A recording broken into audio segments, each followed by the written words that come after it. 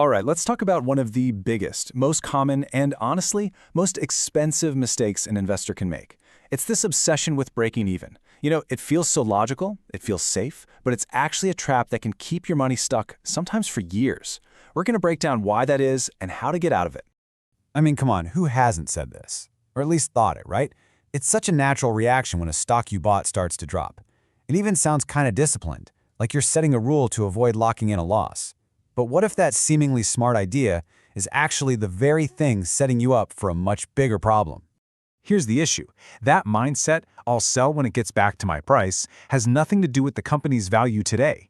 It's got nothing to do with its future. It's all based on a number from the past, what you paid for it. And that single move turns a financial decision into an emotional one. And that, my friends, is where things get really dangerous. So why is this feeling so powerful? Why is it so hard to just let go? Well, it's not because you lack willpower or discipline. It's actually because our brains are hardwired with these sneaky little mental shortcuts that, while super useful in everyday life, can be absolutely disastrous when it comes to investing. Think of it like this. You've got two brains. There's your fast brain, or System 1, which is all about gut feelings and quick, emotional reactions. Then there's your slow brain, System 2, which is logical, analytical, and takes effort. The whole break-even idea? That's a classic shortcut from your fast brain. It grabs onto an easy, emotional number instead of doing the hard work of thinking things through logically.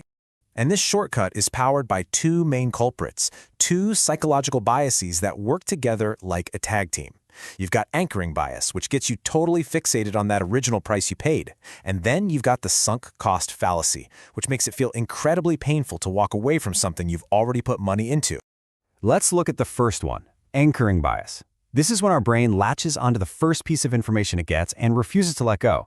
With investing, that anchor is almost always your purchase price. It doesn't matter if the company's fundamentals have totally changed for the worse, your brain stubbornly uses that old price as the benchmark for what the stock should be worth.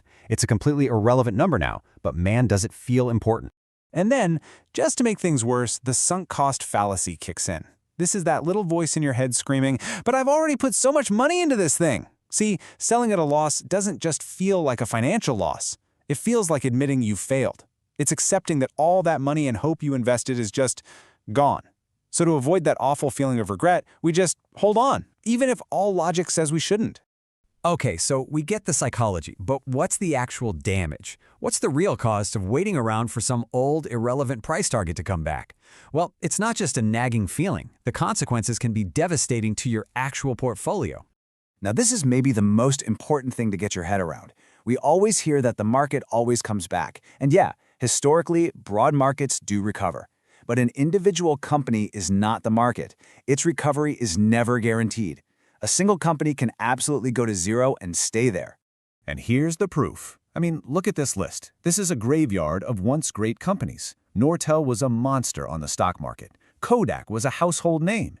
Anyone who was waiting to get back to even on these stocks, well, they're still waiting, and they were left holding a bag of nothing. Let's dig into the math of losses for a second, because it's way more brutal than most people think. So let's say your stock gets hammered and it drops by 50%. Now, just to get back to where you started, just to break even, you might think it needs to go up by 50%, right? Nope. The math is much, much harder than that.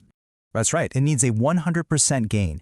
Your stock has to literally double just for you to get your money back. And it gets worse. If a stock drops 75%, it needs to go up 300% to break even. The hole you have to climb out of is always deeper than the fall itself. I just love this analogy because it perfectly explains the hidden cost here. It's called opportunity cost. Every single dollar you have tied up in that dead plant, hoping it will magically come back to life, is a dollar that you could have planted in a healthy, growing investment somewhere else. Okay, so we get it. It's a trap, it's based on faulty brain wiring, and it's costly. So, what do we do about it? How do we fight back against our own brain? The good news is there's some really practical, simple tools you can use to let go and make much more rational decisions.